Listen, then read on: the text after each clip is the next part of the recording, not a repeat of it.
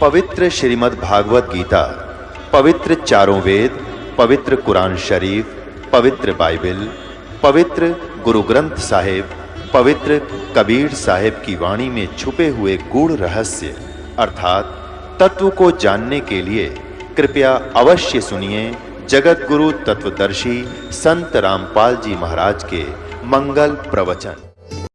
सौम्य उपनिषद में कथित महान अस्त्र रूप धनुष लेकर उस पर उपासना द्वारा तीक्ष्ण किया हुआ बाण संधान करो और फिर भावानुगत चित्त से के द्वारा उस बाण को खींचकर उस अक्षर रूप ब्रह्म को ही लक्ष्य बनाकर बेधर करो। परवण ओम धनुष है, जीवात्मा बाण है और ब्रह्म को उसका लक्ष्य कहा जाता है। सिद्ध स्पष्ट कर दिया, ब्रह्म तो पूज्य है दुर्गा अनुसार, दुर्गा जी के वचन अनुसार, और ओम उसका मंत्र है, जीवात्मा उसका जाप करे। उस एकमात्र परमात्मा ही को जानो यानी ब्रह्म को, दूसरी बातें छोड़ दें, सब बातों को छोड़ दे यानी किसी की पूजा नहीं करे, मेरी भी नहीं करे और देवताओं की भी नहीं करे, ब्रह्मा विष्णु महेश की भी नहीं करे। संसार समुद्र से पार होकर अमृत स्वरूप परमात्मा को प्राप्त करने का यही सुलभ साधन है। जिस प्रकार इस आत्मा का ओम के जप के साथ ध्यान करो, इससे अज्ञान में अंधकार से सर्वथा परे और संसार समुद्र से उस पार जो ब्रह्म है उसको पा जाओगे, तुम्हारा कल्याण हो। और वो कहाँ रहता है, स्थान भी बता दिया उसका, वह यह सबका आत्मा ब्रह्म लोक रूप दिव्य आकाश में स्थित है, वहां एक देशी है। अब ये देवी के ज्ञान का ओढ़ आ गया, वो निवानु का है कि वो ब्रह्मलोक में रहता है और उसके अतिरिक्त किसी की भी साधना पूजा मत करो, सब छोड़ दो। गीता जी अध्याय नंबर 8 के श्लोक नंबर 16 में लिखा है, गीता ज्ञानदाता ये ब्रह्म कह रहा है कि मेरी पूजा से पूर्ण मोक्ष नहीं है। गीता जी अध्याय नंबर 4 के श्लोक 5 में और 9 में कहा कि अर्जुन तेरे और मेरे बहुत जन्म हो चुके, तू नहीं जानता मैं जानता। तो इसलिए गीता ज्ञान दाता का उपासक ब्रह्म का साधक भी अमर नहीं है, पूर्ण मोक्ष प्राप्त नहीं कर सकता। इसलिए 8वें अध्याय के 16वें श्लोक में कहा है कि ब्रह्मलोक तक सभी पुनर्वर्ती में है, सब नाश में आते हैं, ब्रह्मलोक में गए प्राणी भी वापस जन्म मृत्यु में आएंगे। इसलिए वो कहता है कि 4 अध्याय के 34वें श्लोक में कि उन तत्वदर्शी संतों की खोज कर जो गीता और वेदों से न्यारा ज्ञान देगा, उस परमेश्वर के बारे में बताएगा। और ओम तत्सत ये 3 मंत्र का जाप वो विस्तार से कोड वर्डों वाले को खोलकर यथार्थ नाम से आपको दीक्षा देगा। अपने मंत्र के विषय अपनी जाप वो भी खुद बता रहा है गीता ज्ञानदाता 8वें अध्याय के 13वें श्लोक में कि ओम इति एक अक्षर, ओम इति एक अक्षरम ब्रह्म व्यवहारन माम अनुसमरण। माम माने मुझ, ब्रह्म माने ब्रह्म का, मुझ ब्रह्म का केवल एक ओम मंत्र है, उच्चारण करके सुमरण करने का ओम अक्षर, एक ओम अक्षर, नथिंग एल्स। और जो इसका यह प्रयाति तजन देहम से याति परमाम गतिम, जो अंतिम सांस तक शरीर छोड़ने तक मेरे इस नाम का जाप करता है वो मेरे वाले लाभ को प्राप्त होता है, वो ब्रह्मलोक में आ जाता है। गीता जी अध्याय नंबर 8 के श्लोक नंबर 5 और 7 में गीता ज्ञानदाता कहता है मेरी भक्ति करनी है तो मेरा जाप कर, मुझे ही प्राप्त होगा, डोंट वरी, युद्ध भी कर। और उसका प्राप्त प्राणी कहाँ जाएगा, ब्रह्मलोक में। और ब्रह्मलोक 8वें अध्याय के 16वें श्लोक में स्पष्ट कर दिया है कि वहां तक गए हुए प्राणी भी फिर जन्म मृत्यु में आते।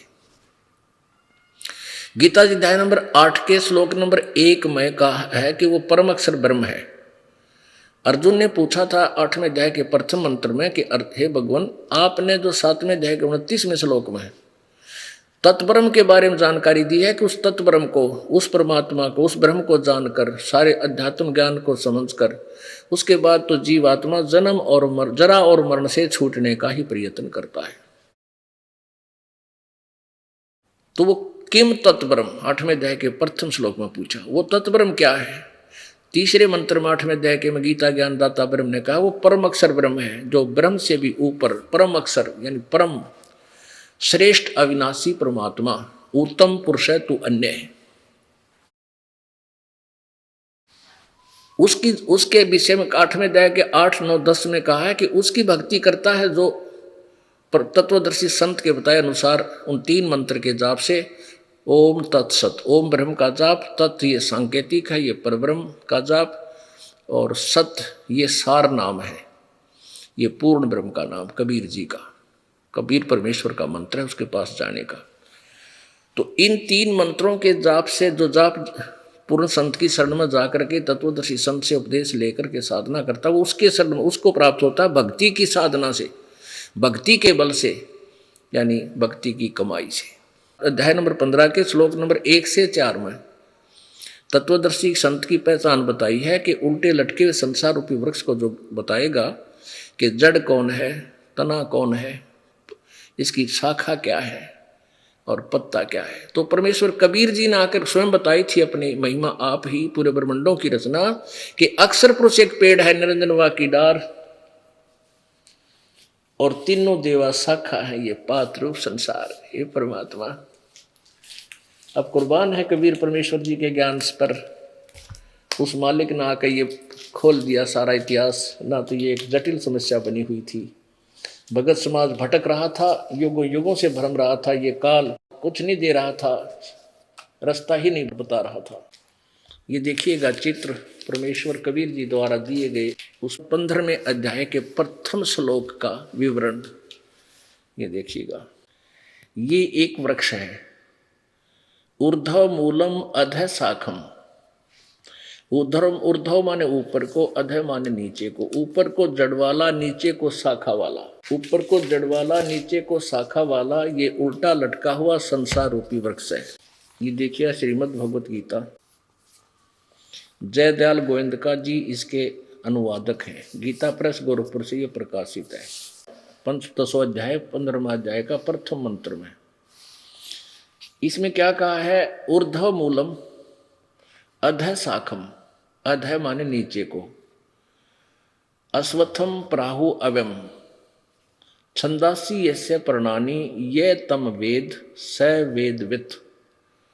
इसका अर्थ है कि ऊपर को जड़ वाला, मूल माने जड़ है यानी मूल, और अधः शाखम नीचे को शाखाओं वाला, अश्वत्थम प्राहु अव्यम ये अविनाशी पीपल का एक वृक्ष समझो, छंदासी यस्य प्रणानी इसके पत्ते आदि सब भेद हैं, विभाग हैं, टुकड़े हैं, छंद माने टुकड़े, और ये तम वेद जो व्यक्ति उसको उस अज्ञान अंधकार में छुपे हुए इस परमेश्वर को के बारे में जानता है, वेद माने जानना, स वेदवित् वह वेद के तात्पर्य को जानने वाला, अर्थात वो तत्वदर्शी संत है।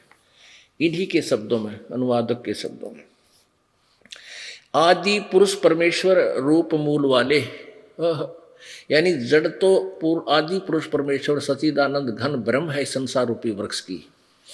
इन्होंने अधः शाखम यहाँ गलत अनुवाद किया है, अधः का अर्थ कर दिया ब्रह्मा रूप मुख्य शाखा वाले, नहीं, अधः माने नीचे को, क्योंकि ये अपरिचित थे, ये लोग ज्ञान नहीं था इनके पास। यहाँ देखिए इन्होंने दूसरे श्लोक में अनुवाद करते समय अधः माने नीचे किया है, अधः माने नीचे किया है, और ऊर्ध्व माने ऊपर। ये देखो, तो यहाँ अधः माने नीचे है, तो हम यहाँ क्यों ना अधः माने नीचे ही लिखें। ऊर्ध्व मूलम अधः शाखम, ऊपर को जड़ वाला और नीचे को शाखा वाला, ये अविनाशी ये पीपल का वृक्ष का है, और संसार रूपी पीपल के वृक्ष को अविनाशी कहते हैं। वेद इसके पत्ते कहे गए हैं। यह उस संसार वृक्ष को जो पुरुष मूल सहित तत्व से जानता है, जड़ से लेकर शाखाओं तक जानता है,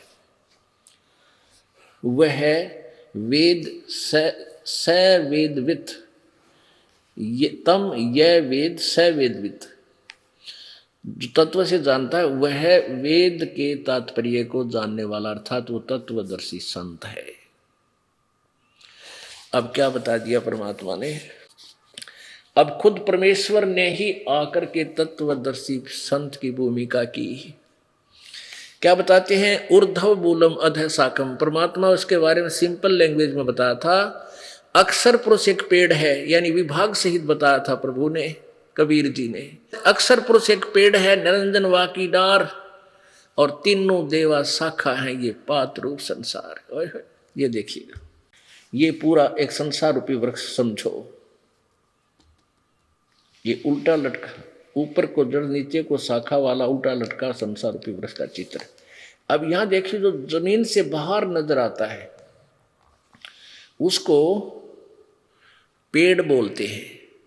जमीन से बाहर तुरंत जो तना है उसको समझो अक्षर पुरुष अर्थात परब्रह्म, और उससे एक मोटी डार निकलती है, इसको समझो क्षर पुरुष या क्षर पुरुष, जो ब्रह्म ज्योति निरंजन। और ब्रह्म के तीन पुत्र हैं, यानी इस डार, मोटी डार के फिर तीन शाखाएं हैं, रजगुण ब्रह्मा जी, सतगुण विष्णु जी, तमगुण शिव जी, और हम यहां पात रूप संसार। और ये मूल कौन है, ये पूर्ण परमात्मा परम अक्षर ब्रह्म कबीर जी।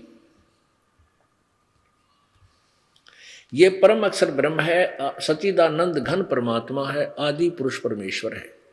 और जड़ से ही तना वृक्ष को, जड़ से मूल से पूरे पेड़ को आहार प्राप्त होता है, यानी सबका पालन पोषण करने वाला भी यही परमात्मा यानी पूर्ण ब्रह्म कबीर जी ही है।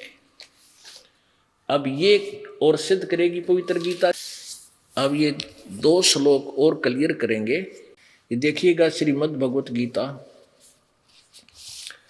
अध्याय नंबर 15 का ही श्लोक नंबर, अब 2, 3, 4 में कंसेप्ट क्लियर हो जाता है कि रजगुण ब्रह्मा। अब ये देखिएगा, ये हम 15वां अध्याय पढ़ रहे हैं। ये पहला के विषय में बताया कि जो इस संसार रूपी वृक्ष की सब शाखाओं सहित जड़ से लेकर तना तक जो तत्व से जानता है, स वेदवित, वो तत्वदर्शी संत है। फिर इस दूसरे में क्या बताया है कि उस संसार वृक्ष की तीनों गुण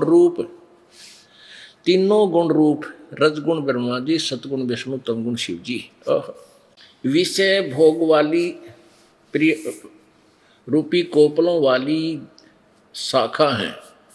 ये शाखाएं हैं, इन लिखा है देव, मनुष्य और तिरक आदि योनि रूप शाखाएं। नीचे और ऊपर, ऊर्ध्वम, ऊपर सर्वत्र फैली हुई है। मनुष्य लोक में कर्मों के अनुसार बांधने वाली, कर्मानुबंधनी, यानी कर्मों की फांस में फंसाए रखने का मुख्य कारण भी, मूलानी माने मुख्य कारण, मुख्य जड़ भी नीचे और ऊपर सभी लोकों में व्याप्त हो रही है। अब यहाँ जो मूल का अर्थ है, मुख्य कारण है, ये ब्रह्मा विष्णु महेश तीनों गुण हमें बांधे रखते हैं। इसका मुख्य ये जड़ है, हमें यहाँ फंसाए रखने की मुख्य कारण है। इसका अर्थ ये है। अब यहाँ एक कंसेप्ट और क्लियर करना पड़ेगा कि रजगुण ब्रह्मा है, सतगुण विष्णु, तमगुण शिव जी, और ये तीनों नासवान है। तब आगे चलेगा ये प्रसंग। अब देखिएगा, श्रीमद् देवी भागवत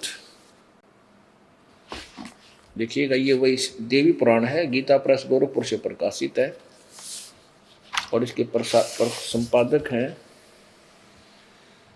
हनुमान प्रसाद पोदार चिमनलाल गोस्वामी, और ये गीता प्रेस गोरखपुर से प्रकाशित है। इसके 123 पृष्ठ पे है। अब परमात्मा कबीर परमेश्वर जी अपनी प्यारी आत्मा धर्मदास जी को समझा रहे हैं कि देख, खोल कर देख तेरी देवी पुराण को, उसमें क्या लिखा है। अब धर्मदास जी उनसे परिचित थे। ये देखिएगा, 3रा स्कंध और पृष्ठ नंबर 123 पे देवी भागवत। भगवान विष्णु जी अपनी माता दुर्गा की प्रशंसा करते हुए बोल रहे हैं, तुम शुद्ध स्वरूपा हो, यह सारा संसार तुम्ही से उद्भासित हो रहा है। मैं ब्रह्मा और शंकर, विष्णु ब्रह्मा और शंकर, हम सभी तुम्हारी कृपा से विद्यमान हैं। हमारा आविर्भाव यानी जन्म और तिरोभाव में मृत्यु हुआ करता है। हमारा तो जन्म और मृत्यु होता है।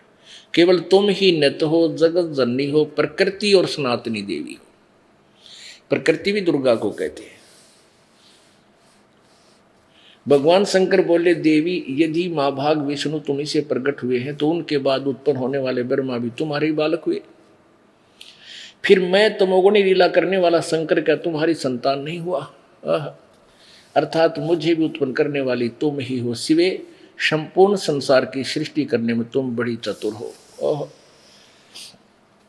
इस संसार की सृष्टि, स्थिति और संहार में तुम्हारे गुण सदा समर्थ हैं। उन्हीं तीनों गुणों से उत्पन्न हम, रजगुण ब्रह्मा, सद्गुण विष्णु, तम गुण शंकर, नियमानुसार कार्य में तत्पर रहते। इस पवित्र ग्रंथ ने, पवित्र पुराण ने 4 कंसेप्ट क्लियर कर दिए। एक तो ये है कि ब्रह्मा विष्णु महेश नासवान है, इनकी जन्म और मृत्यु होता है। दूसरा ये कर दिया कि ये तीनों दुर्गा के पुत्र हैं। और तीसरा ये कर दिया कि रजगुण ब्रह्मा है, सद्गुण विष्णु, तमगुण शिव जी। और चौथा ये कंसेप्ट कर दिया कि ये केवल वर्क डन देते हैं, जो इनको किया हुआ कर्म अनुसार ही ये दे सकते हैं, उससे ज़्यादा नियमानुसार कार्य करने में तत्पर रहते हैं। और अधिक और कति कंसेप्ट क्लियर हो जाएगा कि रजगुण ब्रह्मा, सद्गुण विष्णु, तमगुण शिव जी, तभी हम इस पवित्र सदग्रंथ गीता जी को समझ सकेंगे। क्योंकि गीता जी 4 वेदों का सारांश है, तो इसमें कोड वर्ड ज़्यादा है, सांकेतिक शब्द बहुत है, तो उनको तत्वदर्शी संत ही बताएगा। ये कति क्लियर कर रखा है गीता जी कि वो वेदों और गीता के जानने वाला होगा जो इन कोड वर्डों को विस्तार से खोल देगा। ये देखिएगा श्रीमद् देवी भागवत। ये देवी यहाँ इसमें हिंदी और संस्कृत दोनों विद्यमान है। वहाँ अनुवादकर्ताओं ने कुछ थोड़ा बहुत अपने मिलावट कर दिया, केवल हिंदी लिखी थी। अब दोनों देखना, श्रीमद् देवी भागवत हिंदी टीका सहित, अथ देवी भागवतम सभास टीकम सहमात्यम, खेमरा श्री कृष्णदास प्रकाशन, बम्बई 4। इसके अध्याय नंबर 3 में ही, जैसे अभी हम सकंद 3 में, अभी तीसरा सकंद ही आपको सुना था देवी भागवत का हिंदी का, अब ये भी तीसरे सकंद में ही है। श्रीमद् देवी भागवते भाषा टीका युक्ते तृतीय सकंद प्रारंभते। यहाँ संस्कृत भी सही है, लिखा है सहित है। ये है प्रश्न नंबर 11 और प्रश्न नंबर 11 देवी भागवत तृतीय सकंद अध्याय 5 में। अब यहाँ देखिएगा, इसका 8वां श्लोक पढ़ेंगे। 7वां समाप्त हुआ, 8वां प्रारंभ होता है। हे मातर, यदि हमारे ऊपर सदा आप दयायुक्त हो तो हमको तमोगुण में किस प्रकार प्रदान किया? शंकर जी बोल रहे हैं। ब्रह्मा रजोगुण और हरि सतोगुण। तो यहाँ 7वां समाप्त हुआ। ये संस्कृत भी पढ़ेंगे क्योंकि ये लिपि जो है नागरी लिपि है, हम आसानी से पढ़ सकते हैं। यदि दया धर्मना न सदा अंबिके कथम अहम विहित है, मैं कैसे बना दिया तमोगुण? शंकर भगवान बोल रहे हैं। और कमल से उत्पन्न होने वाले ब्रह्मा जी को आपने रजोगुण क्यों बना दिया? और सुवित क्यों सतोगुण हरि? और विष्णु जी को आपने सतोगुण क्यों रच दिया? इससे सिद्ध हो गया रजगुण ब्रह्मा जी, सतगुण विष्णु, तमगुण शिव जी। ये स्पष्ट हो गया, कंसेप्ट क्लियर हुआ। तो अब हम इस पवित्र गीता जी को समझ सकेंगे आसानी से। अब देखिए गीता जी, पवित्र गीता जी अध्याय नंबर 15 के श्लोक नंबर 2, 3 और 4 अब स्पष्ट होंगे। अध्याय नंबर 15 और श्लोक नंबर, यहाँ देखिएगा, अध्याय नंबर 15 और श्लोक नंबर हमने ये पढ़ लिया पहला 15वें का। वह वेद के तात्पर्य को जानने वाला जो जड़ सहित जानता है। अब दूसरे में गीता जी अध्याय नंबर 2 में उस संसार वृक्ष की तीनों गुण रूप रजगुण ब्रह्मा, सतगुण विष्णु, तमगुण शिवजी रूपी शाखा, ये जल से बड़ी हुई नहीं, ये इन्होंने गलत अनुवाद किया है। ये विषय वासनाओं वाली यानी विषय भोग वाली, ये विकारों वाली शाखाएं हैं। विषय परिवाला प्रिय वाला, विषय परवाला शाखा, बस इसका अर्थ है ये विषय विकार रूपी ये तीनों गुण रूपी शाखा है। और नीचे और ऊपर, ये सर्वत्र ने शब्द नहीं है, ये गलत लिखा है। मूल संस्कृत में केवल ऊर्ध्वम, ऊर्ध्व माने ऊपर ओनली, यानी इस पृथ्वी लोक पर ज्ञान बोला जा रहा था गीता जी का। गीता जी का ज्ञान पृथ्वी लोक पर बोला जा रहा था, ऊपर स्वर्ग में और नीचे पाताल, इन 3 लोकों पर ही ब्रह्मा विष्णु महेश जी एक एक विभाग के प्रभु हैं। रजगुण के ब्रह्मा जी, सतगुण विभाग के विष्णु जी और तम गुण विभाग के शिव जी। सर्वत्र नहीं, ये सर्वत्र शब्द इन्होंने अनुवादकर्ताओं ने किया, क्योंकि ये विष्णु श्री कृष्ण जी तो ऊपर और विष्णु से ऊपर को भगवान ने नहीं माने थे। अब देखो ऊपर और केवल यहाँ कहना नीचे और ऊपर, यानी नीचे पाताल लोक में और ऊपर स्वर्ग लोक में और मनुष्य लोक में फैली हुई। और मनुष्य लोक में इस पृथ्वी लोक पे कर्मानुबंधनी मूलानी, कर्मों के बंधन में बांधने वाली भी मुख्य कारण है यही तीनों गुण, रजगुण ब्रह्मा, सतगुण विष्णु, तमगुण शिव जी। और नीचे और ऊपर सभी लोकों में नहीं है, नीचे और ऊपर व्याप्त हो रही है, ऊपर स्वर्ग में और नीचे पाताल पे और पृथ्वी पे। अब तीसरे में कहा है कि इस संसार वृक्ष का स्वरूप जैसा कहा है, यानी संसार की जो सृष्टि मैं बता रहा हूँ, यानी ये ज्ञान आध्यात्मिक दे रहा हूँ, गीता ज्ञान कह रहा है, गीता ज्ञानदाता कह रहा है, मैं पूरी तरह परिचित नहीं हूँ। ये जो गीता और गीता जी के जो ज्ञान का तेरा मेरी जो चर्चा चल रही है, विचार का डिस्कशन हो रही है, इसमें मैं इस सृष्टि रचना को यानी सब ब्रह्मांडों के विषय में पूर्ण नहीं जानता। इसलिए कहा चौथे अध्याय के 34वें श्लोक में कि उस तत्वदर्शी संत की खोज करो जो उस परमेश्वर द्वारा दिए गए ज्ञान को विस्तार से बताओगा, जिसके विषय में चौथे अध्याय के 32वें श्लोक में कहा कि सच्चिदानंद घन की वाणी में विस्तार से लिखे गए आध्यात्मिक अनुष्ठान और उनकी क्रियाएं, उसको तू तत्वदर्शी संतों को से जाकर समझ। वो तत्व ज्ञान है, परमात्मा की वाणी में लिखे हैं अलग से। तो यहाँ क्या कहता है कि संसार रूपी वृक्ष का जैसा स्वरूप मैं कह रहा हूं या सुना जाता है, मैं नहीं जानता। यहाँ विचार काल में तेरी मेरे डिस्कशन में ये स्पष्ट नहीं कर पाऊंगा। अब देखो इस संसार वृक्ष का ये तीसरा श्लोक है 15वें अध्याय का। इस संसार वृक्ष का स्वरूप जैसा कहा है वैसा यहाँ विचार काल में नहीं पाया जाता, क्योंकि न तो इसका आदि है और न अंत है, तथा न इसका अच्छी प्रकार सतिथि, यानी मैं नहीं जानता इसके बारे में। इसलिए इस सुविरूढ़ मूलम यानी ऊपर जो जड़ है वो अविनाशी है, मजबूत है, यानी अति दृढ़ है। उस मूल रूपी स्थान को और संसार रूपी पीपल के वृक्ष को, यानी उस पूरे इसके जानकारी के लिए दृढ़ेन असंख्य शस्त्रेन, दृढ़ असंख्य शस्त्रेन छितवा। असंग का अर्थ है तत्व ज्ञान रूपी हथियार से, शस्त्र से काट के, यानी उस ज्ञान रूपी, उस तत्व ज्ञान रूपी मजबूत यानी अडिग सत्य ज्ञान रूपी, तत्व ज्ञान रूपी शस्त्र से काट कर, अर्थात उसको समझ कर, उसको समझने के पश्चात अब चौथे अध्याय में 15वें अध्याय का श्रीमद् भगवत गीता का ये 15वां अध्याय का और चौथा श्लोक है जो बहुत कंसेप्ट क्लियर करेगा। ये चौथा श्लोक है 15वें अध्याय का। उसके पश्चात गीता ज्ञानदाता कहता, उसके पश्चात जब तुझे तत्व ज्ञान मिल जा, उस परम पद रूप परमेश्वर को भली भांति खोजना चाहिए, जिसमें गए हुए पुरुष फिर लौटकर संसार में नहीं आते, और जिस परमेश्वर से इस संसार पुरातन संसार रूपी वृक्ष की प्रवृत्ति विस्तार को प्राप्त हुई, अर्थात जिसने सब ब्रह्मांडों की रचना की है उसी आदि पुरुष नारायण के मैं शरण हूं। इस प्रकार दृढ़ निश्चय करके उस परमेश्वर का मनन और निधिध्यासन करना चाहिए।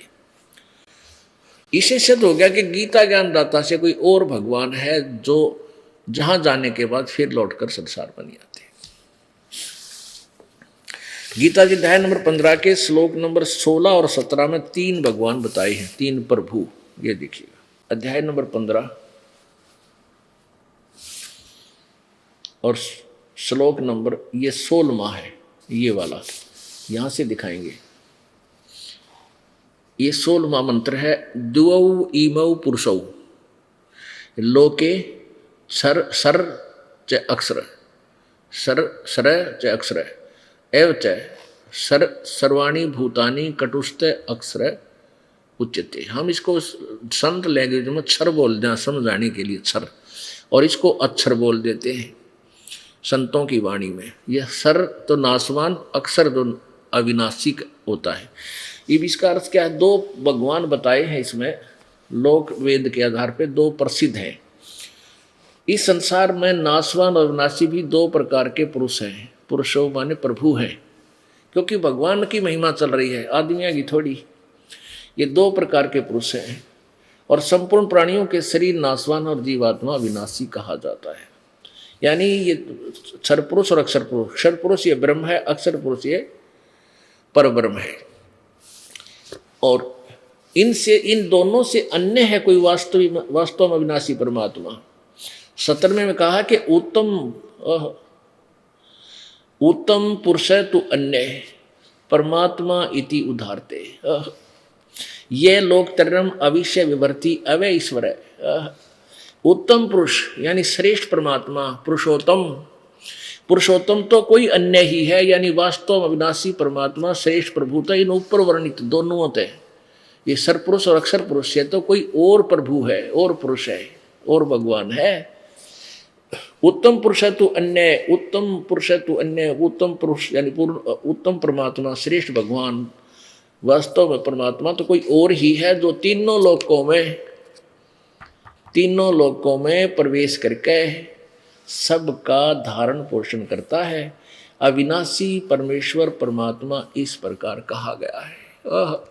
अब कितना स्पष्ट कर दिया। अब ये कंसेप्ट फिर क्लियर हो गया कि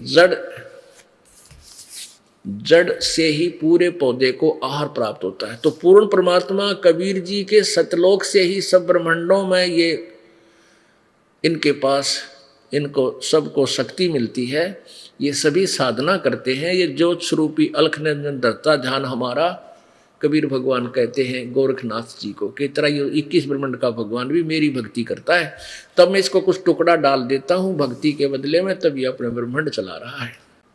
अब जड़ से खुराक चली तना में।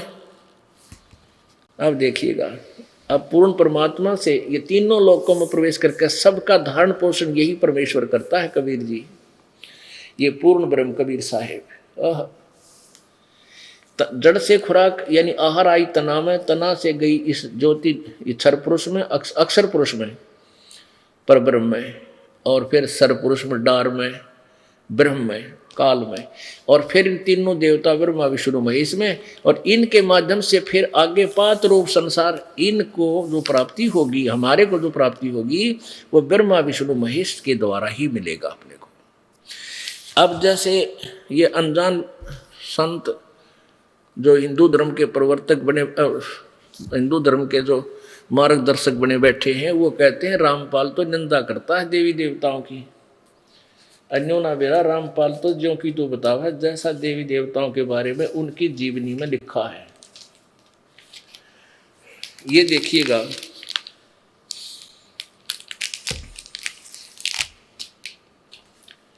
अब जैसे हम कोई आम का पौधा लाए नर्सरी से, उसको लाकर कैसे बीजेंगे? नीचे जमीन में या गमले में जड़ को नीचे दबाएंगे मिट्टी में, फिर उस जड़ की सिंचाई करेंगे। तो जड़ से की सिंचाई करने से पूरा पौधा पेड़ बन जाओगा, प्रफुल्लित हो जाओगा और फिर टहनिया का फल अपने आप लगेंगे। ये देखिए, हम ये पौधा लाए आम का, ये देखिएगा, और इसको लाकर हमने जमीन में ऐसे गाड़ दिया गमले में। ये तो फॉर एग्जाम्पल दिखा रहे आपको। अब हमने इसको जड़ को मिट्टी में डाला और जड़ यानी मूल मालिक की पूजा शुरू की, पूर्ण परमात्मा की। इसकी सिंचाई की तो यहाँ से खुराक चली तना में, तना से डार में, डार से इन तीनों गुण रूपी शाखाओं में, रजगुण ब्रह्मा, सतगुण विष्णु, तमगुण शिव जी में। अब हम क्या कर रहे थे, हिंदू धर्म के अनुयायी उन मूर्ख गुरुओं के माध्यम से हम ब्रह्मा विष्णु महेश को सुप्रीम पावर मान कर उल्टा गाड़ रहे थे भक्ति रूपी पौधे को। टहनी गाड़ रखी थी जमीन में और टहनिया की ब्रह्मा विष्णु महेश की पूजा शुरू कर दी और जड़ छोड़ दी वह ऊपर। तो हमारा भक्ति रूपी पौधा कभी सफल नहीं हो सकता। ये शास्त्र विधि को त्याग कर ये मनमाना आचरण है। गीता जी अध्याय नंबर 16 के श्लोक नंबर 23 में लिखा है, जो शास्त्र विधि को त्याग कर, शास्त्र विधि ये है पूर्ण परमात्मा की भक्ति करो। यहाँ से आपके संस्कार बनेंगे तना में, तना से डार में, डार से इन तीनों टहनियों में, फिर आपको प्राप्त होंगे, टहनियाँ का फल लगेंगे। अब परमात्मा क्या कहा करते थे कि एक साध्य सब सद है, कबीर जी कह रहे हैं, एक साध्य सब सद है और सब साध्य सब जावे, माली सिंचे मूल कुहू, फले फुले गाए। एक साध्य सब सद है, यानी इस एक की साधना पूजा से ये सारा भक्ति रूपी पौधा हरा भरा हो गया और ये सब साधने से नष्ट हो जाएगा। तीनों टहनियों की पूजा करने से ब्रह्मा विष्णु महेश की पूजा करने वाले मूर्ख होते हैं। दास नहीं कह रहा, नाराज ना हो, अभी लालटेन दिखाऊंगा। अब देखिए, अब यहाँ ऐसे कर, दास कह रहा है कि आप जी ऐसे किए हुए हो और परमेश्वर ने बताया कि आप इसको ऐसे कर लो, बस ये ब्रह्मा विष्णु महेश रूपी हमें टहनियाँ फल देंगी, क्योंकि हमारे संस्कार बनकर इन्हीं के पास आएंगे और ये ब्रह्मा विष्णु महेश ही हमें वर्क डन देंगे जैसा हमने कर्म किया है। अब लालटेन दिखाता हूँ। पुण्यात्मा, दुख मत मानना कि ब्रह्मा विष्णु महेश की पूजा करने वाले मूर्ख होते हैं। दास नहीं कह रहा, पवित्र श्रीमद् भगवत गीता जी का अध्याय नंबर 7 कह रहा है। ये देखिएगा, ये श्रीमद् भगवत गीता जय दयाल गोविंद का जी इसके अनुवादक हैं और गीता प्रेस गोरखपुर से ये प्रकाशित है। अब हम इसके 7वां अध्याय आपको पढ़कर सुनाएंगे। अब ये कंसेप्ट क्लियर हो चुका है कि रजगुण ब्रह्मा है, सतगुण विष्णु, तमगुण शिव जी। अब ये आपको देवी भागवत में स्पष्ट कर दिया था। अब यहाँ फिर वही प्रसंग आ गया। ये देखिएगा, अध्याय नंबर 7 का, ये अध्याय नंबर 7 है। इसमें 2 मंत्र में काल भगवान के कहे कि मैं तेरे लिए इस विज्ञान सहित तत्व ज्ञान को संपूर्णतः कहूँगा, जिसको जानकर संसार में फिर कुछ भी जानने योग्य शेष नहीं रह जाता। यानी ऐसा ज्ञान बता दूंगा अर्जुन, फिर इसके जानने के बाद तुझे किसी ज्ञान की आवश्यकता नहीं पड़ेगी। गीता ज्ञानदाता कहे कि तेरे कोई वैसे रहस्य उद्घाटन करूँगा कि फिर इस ज्ञान के जानने के बाद तुझे किसी ज्ञान की जानने की आवश्यकता नहीं रहेगी। अब देखना, अब इसी अध्याय नंबर 7 के श्लोक नंबर हम 12 से प्रारंभ करेंगे। अध्याय नंबर 7 और श्लोक नंबर ये 12। इसमें क्या कहा है कि और भी जो सतगुण से उत्पन्न होने वाले भाव हैं और जो रजगुण से तथा तमोगुण से होने वाले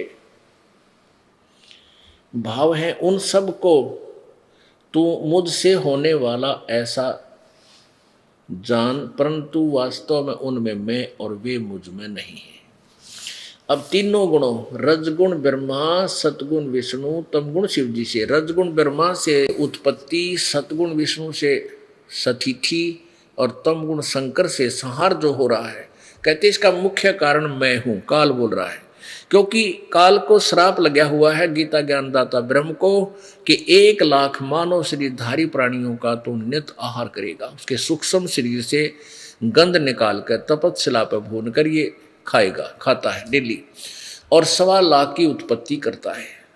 इसलिए ये कह रहा है कि तीनों गुणों से, रजगुण ब्रह्मा से जो उत्पत्ति, तम सतगुण विष्णु से सतीथि और तमगुण शिव जी से संहार जो हो रहा है, इसका मुख्य कारण मैं हूं। पर ये मुझ में नहीं और मैं इनमें नहीं, क्योंकि ये इनसे अलग रहता है, अलग है, ब्रह्मा विष्णु महेश से अलग है ये काल।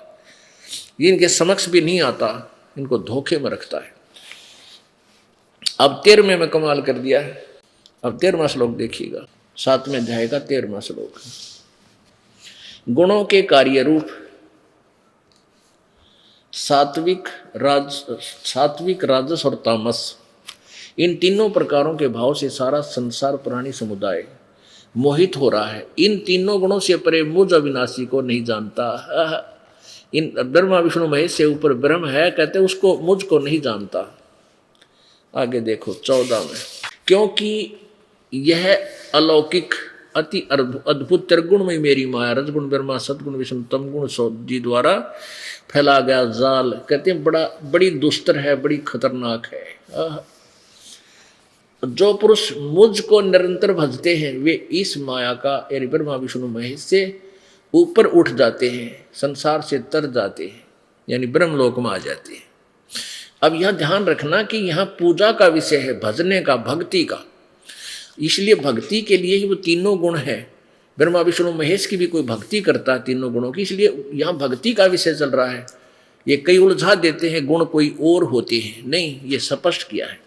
अब 15वें में कह दिया कि जिनका माया के द्वारा जिनका ज्ञान हरा जा चुका है, जो ब्रह्मा विष्णु महेश जी से ही मिलने वाले आध्यात्मिक लाभ पर आश्रित हैं, वो किसी की नहीं सुनते। उनके विषय बताया कि उनके द्वारा जिनकी बुद्धि हर ली गई है, वो असुर स्वभाव को धारण किए हुए, असुर माने राक्षस से धारण किए मनुष्यों में नीच और दूषित कर्म करने वाले, बुरे कर्म करने वाले मूढ़ यानी मूर्ख लोग मुझको नहीं भजते। ये ब्रह्मा विष्णु महेश तक सीमित रहते हैं। इनको चार लताड़ मार रखी है गीता ज्ञानदाता ने, है कि राक्षस स्वभाव को धारण किए हुए, मनुष्यों में नीच और दुष्कर्म करने वाले और मूढ़ मुझको नहीं भजते। इसी से है कि वो तीनों गुण भी भजने वाले हैं, रजगुण ब्रह्मा जी, सतगुण विष्णु तमगुण शिव जी, उनकी पूजा कोई करते हैं, इसलिए यह मना किया। अब इसका एक कंसेप्ट क्लियर करेंगे कि जैसे तमगुण शिव जी की पूजा की थी, किसने? श्री तमगुण शिव जी की पूजा की थी रावण ने, और रावण क्या कहलाया? सर्वविदित है, राक्षस कहलाया, पूरे कुंभा गाणी करवा दी, और अपनी ही माता को, त्रिलोक की माता को, सीता जी को, अपनी माँ को उठा ला और उससे दुष्कर्म करने की चेष्टा की, लेकिन वह देवी शक्ति युक्त थी, वो नीच सफल नहीं हो पाया और कुत्ते वाली मौत मारा गया। इसी प्रकार एक भस्मागिरी नाम का साधक था, तपस्वी था। ये गिरिपुरी और नागा ओगड़, ये सारे शिव, नाथ कनपाड़े, ये सारे शिव जी के उपासक होते हैं, तमगुण शिव के। और वैष्णु जो होते हैं ये विष्णु जी के उपासक होते हैं। तो ये एक भस्मगिरी नाम का एक तपस्वी तप करता था। भगवान शिव जी के कैलाश पर्वत पर उसके द्वार के सामने उसने धरना दे दिया, ऊपर ने पैर नीचे ने सिर करके तपस्या शुरू कर दी। 12 वर्ष के बाद पार्वती जी के कहने से भगवान शंकर तमगुण ने पूछा कि बोल क्या मांगता है बच्चा। अब बच्चा बोला कि वचनबद्ध हो जा गुरुजी, भगवान जब मांगू। भस्मगिरी बोला। भगवान शंकर बोले भाई ठीक है, मैं वचनबद्ध हो गया। तो खड़ा हो गया जब छोड़ के साधना, और कहने लगा कि ये भस्म कड़ा दे दे जो तेरे हाथ में है। भगवान शंकर जी ने सोचा भी तपस्वी साधु है, जंगल में रहता है, हिंसक पशुओं के भय से राक्षसों के डर का मारा अपनी सुरक्षा के लिए मांगता होगा, निकाल कर दे दिया, ले बेटा तथास्तु। अब ज्यों ही उस दुष्ट के हाथ में वो कड़ा आया, भस्म कंडा, कहने लगा ले ओले शंकर होशियार, दांत आसन लग गया जैसे अभद्र हंसी ये खलनायक करते हैं। हा हा हा हा, ले ओले होशियार, तुझे मारूंगा, पार्वती को अपनी पत्नी बनाऊंगा।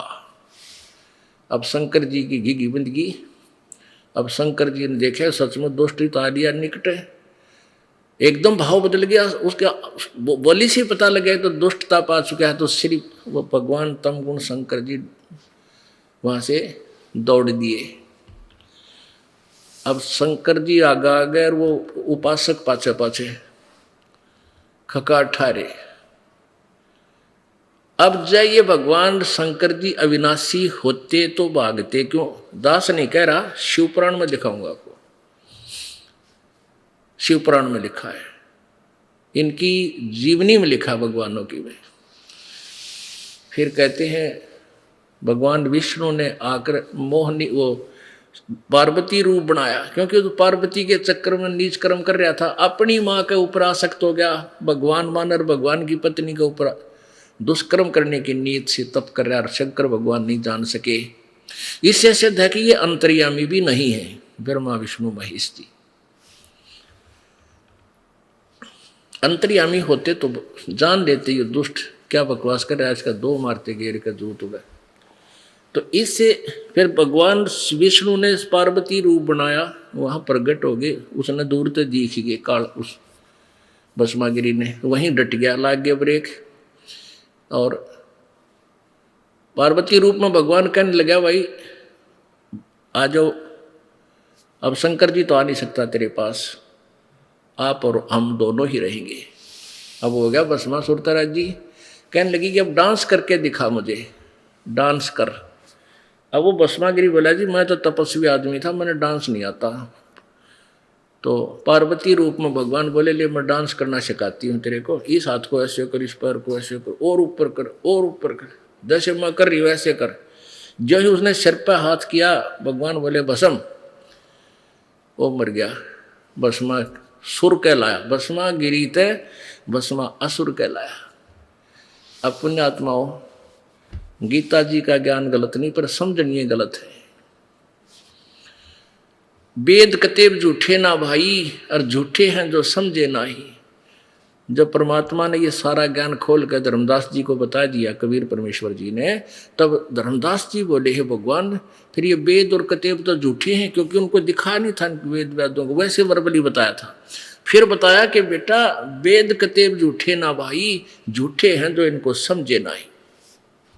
इनमें सब वेद हमारा भेद है, मैं मिलो वेदन में नाही, और जौन वेद से मैं मिलूं वो वेद जानते नहीं। अब एक उदाहरण और देते हैं आपको। जैसे रजगुण ब्रह्मा जी की साधना की थी, रजगुण ब्रह्मा जी की साधना की थी हिरण्यकशिपु ने, और वो कौन था? हिरण्यकशिपु ने जो साधना की थी,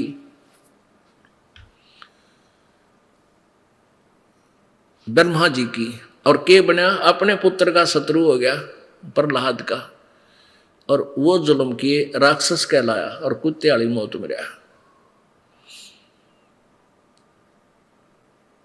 कहते हैं हिरणा कुछ छाती तुड़वाई और ब्राह्मण बाणा और कर्म कसाई। जब साधना करते हैं तो यानी साधक रूप होते हैं, ब्राह्मण रूप होते हैं, भक्त रूप होकर के भक्ति की, और कर्म इसे जुल्म कर दिए। कहते हिरणा कुछ छाती तड़वाई और ब्राह्मण बाणा और कर्म कसाई। कर्म तो दुष्टों वाले, ऊपर तो भगत बन के सिद्धियां प्राप्त कर लेते हैं, फिर ऐसी दुष्टता पर आ जाते हैं। अब ये तीनों गुणों के उपासकों को श्रीमद् भगवद गीता जी ने बताया है, दास विश्लेषण कर रहा ओनली। एक बार हरिद्वार के अंदर कुंभ का मेला भरा, कुंभ का पर्व हुआ, उसमें प्रभि लगने का समय निर्धारित हुआ। उस समय ये गिरी पुरी नागा औघड़ जितने भी हैं, ये सन्यासी वैष्णव सारे पहुंच जाते हैं वहाँ, अपने अलग अलग ग्रुप में इकट्ठे हो जाते हैं। और फिर स्नान करने का जो समय होता उस समय वो सभी अपने अपने अलग अलग पूरे समुदाय में ग्रुप का ग्रुप प्रस्थान कर देता। तो उस दिन बहुत पहले की बात है, उस समय सबसे पहले नागा पहुंच गए। कति नंगे रहते हैं, ये शंकर जी के उपासक होते हैं और हर की पैड़ियों पर छा गए कई हजारों की संख्या में। पीछे से वैष्णु साधु आगे सतगुण विष्णु जी के उपासक, वो कहने लगे नागाओं को, वो नंगे रहते हैं, कति नहीं वस्त्र है। उनसे कहा कि तुम पहले स्नान नहीं करोगे, हम पहले स्नान करेंगे, तुम बाहर आओ। अब नागा, हम श्रेष्ठ हैं। नागा कहने लगे हम श्रेष्ठ हैं, हम त्यागी और बैरागी हैं, हम कोई वस्त्र तक भी नहीं रखते हैं, हम सर्वश्रेष्ठ साधु हैं, हम प्रथम स्नान करेंगे। अब विष्णु जी के उपासक कहते हैं हम सर्वश्रेष्ठ हैं, हम विष्णु जी के उपासक हैं और तुम श्रेष्ठ नहीं हो, नंग्यो, टट्टी के हाथ भी ना धोते, शरड़ फरड़ो, बाहर मरो तुम, सारा राख लपेट रखी है। अब इतनी कहते वो नागा भी फिर वो कैटेगरी के थे, उनने भी फेर लिया मुंह उल्टा। अच्छा तुम श्रेष्ठ हो, गुट्टम गुट्टा वो उसको मार, वो उसको मार, तलवार निकाल ले, तीर ठोके और सीधी कटारी चक्कू घोंप दे, छुर्रा वो तुर्रा कर दो भाई। ये साधुओं के लक्षण है। यहाँ परमात्मा की अमरवाणी की में गरीबदास साहिब जी ने अपने बहदे के अंग में लिखा है, तीर तुपक तलवार कटारी जमदड़ जोर बदावे हैं, हर पैड़ी हर हेत न जाण्या वाजा तेग चलावे हैं, काटे शीस नहीं दिल करुणा वो जग में साध कवावे हैं, जो जन उनके दर्शन को जावे उनको भी नरक पठावे हैं। ओहो,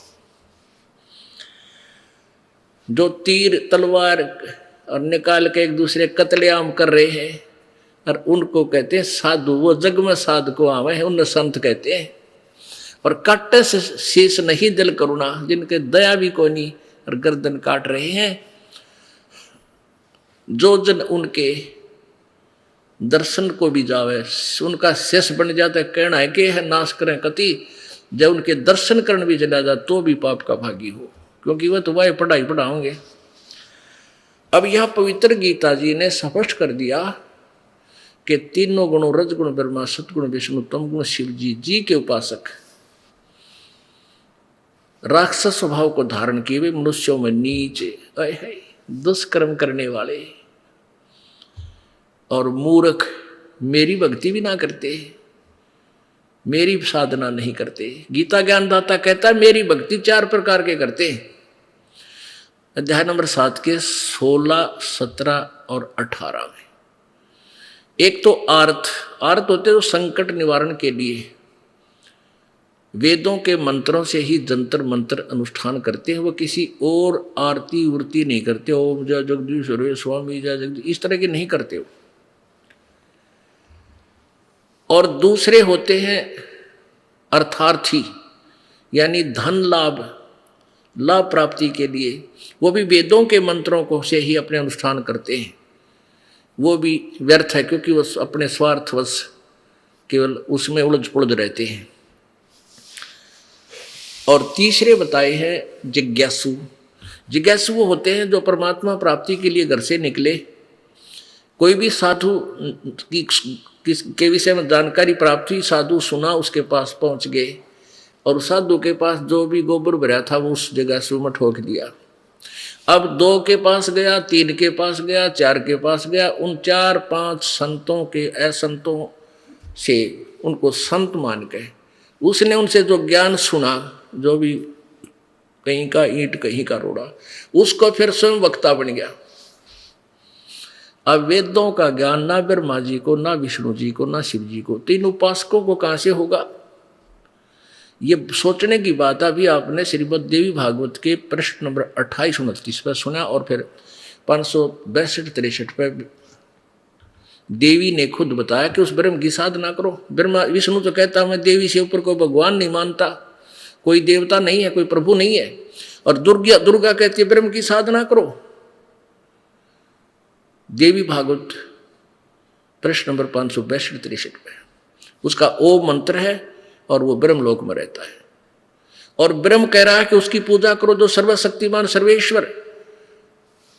गीता जी अध्याय नंबर 18 के श्लोक नंबर 62 में कहा कि अर्जुन तू सर्वभाव से उस परमेश्वर की शरण में जा, कोई अन्य है गीता ज्ञानदाता से, उसकी कृपा से तू परम शांति और शाश्वत स्थान यानी सतलोक को प्राप्त होगा।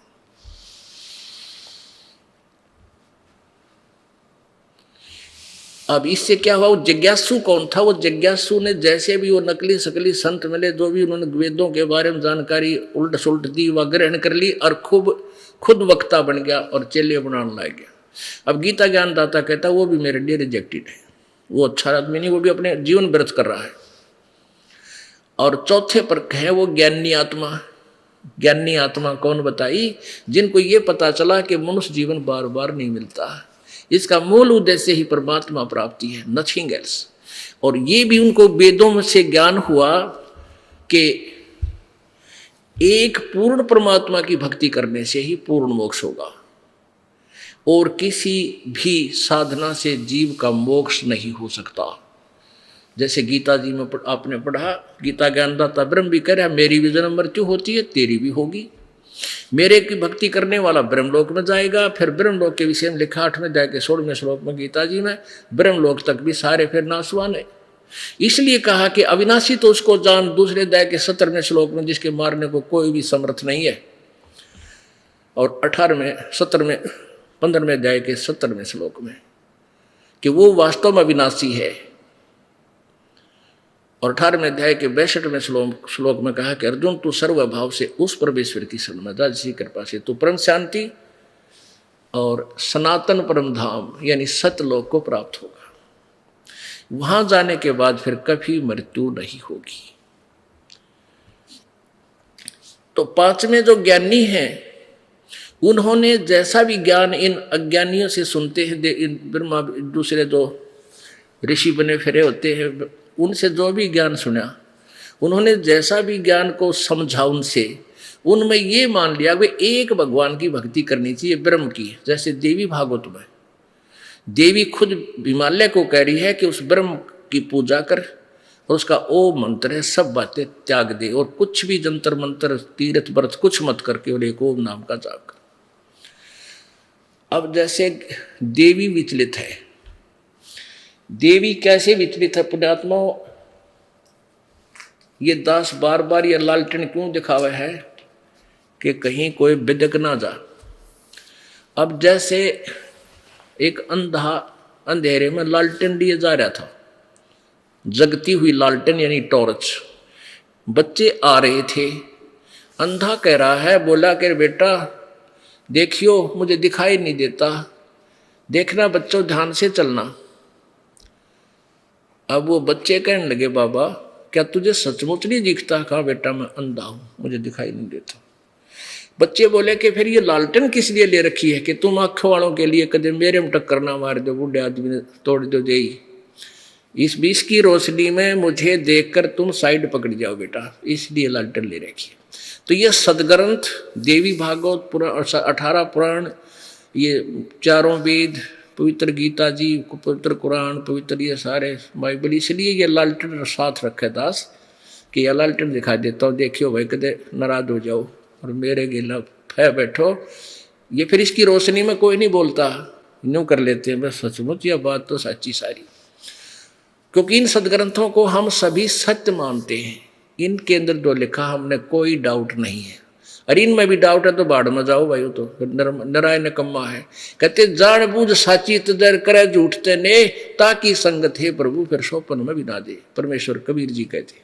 अब देवी भी विचलित है, वो सारे ऐसे ही विचलित थे। ये महिमा तो कह रही है तत्ब्रह्म की और नाम बता रही है ब्रह्म का। ये देखो, ये श्री देवी भागवत, श्रीमद देवी भागवत और गीता प्रेस गोरखपुर से प्रकाशित है। संपादक हनुमान प्रसाद पोदार चमनलाल गोस्वामी, ये वही है, ये वही है जो कि तो, क्योंकि ये बार बार दिखाना इसलिए आवश्यक हो गया कि कलयुग में आज किसी के पास समय को नहीं इतना कि शास्त्र खुद देख ले कि तठा गए। फिर ये दास ने ही ये दिखाना पड़ा और किसी को डाउट है तो वो अपना देख लेगा तुरंत और संतुष्टि हो जाएगी। अब देखना, अब यहाँ ये है 7वां स्कंद संक्षक देवी भागवत 562 पे। अब यहाँ पर देवी बता रही है, हिमालय को ज्ञान दे रही है। देवी द्वारा हिमालय को ज्ञानोपदेश, ब्रह्म स्वरूप का वर्णन, ब्रह्म के बारे में बता रही है। उस ब्रह्म का क्या स्वरूप है यह बतलाया जाता है। जो प्रकाश, देवी बोली, श्री देवी कहने लगी, उस ब्रह्म का क्या स्वरूप है यह बतलाया जाता है। जो प्रकाश रूप, सबके अत्यंत सपी में सतीत, हृदय रूप गुह्यान सतीत होने के कारण गुहाचर नाम से प्रसिद्ध है। महान पद यानी परम प्राप्य है।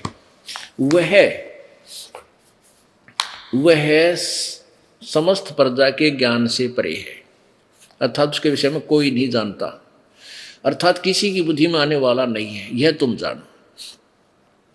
उस परम प्रकाश, जो परम प्रकाश रूप है, जो सूक्ष्म से अत्यंत सूक्ष्म है, जिसमें संपूर्ण लोक और उन लोकों में निवास करने वाले प्राणी स्थित हैं,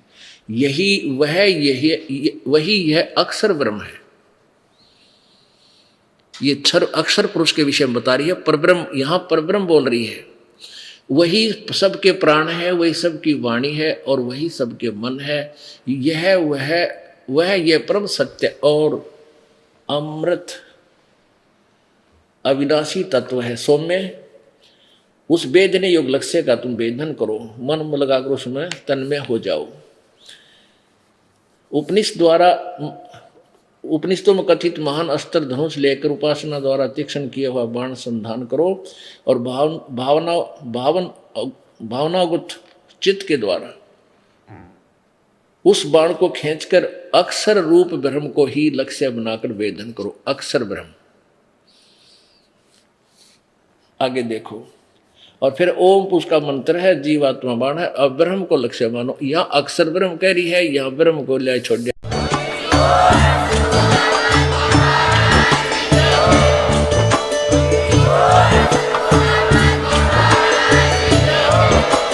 आप सुन रहे थे जगत गुरु तत्वदर्शी संत रामपाल जी महाराज जी के मंगल प्रवचन। अधिक जानकारी के लिए विजिट कीजिए हमारी वेबसाइट www.jagatgururampalji.org। संत रामपाल जी महाराज जी के शुभ आशीर्वाद से पूरे विश्व भर में 500 से भी ज्यादा नाम दीक्षा केंद्र हैं, जिन पर संत रामपाल जी महाराज जी द्वारा ऑनलाइन निःशुल्क नाम दीक्षा दी जा रही है। अपने नजदीकी नाम दीक्षा केंद्र का पता करने के लिए संपर्क करें 8222880541।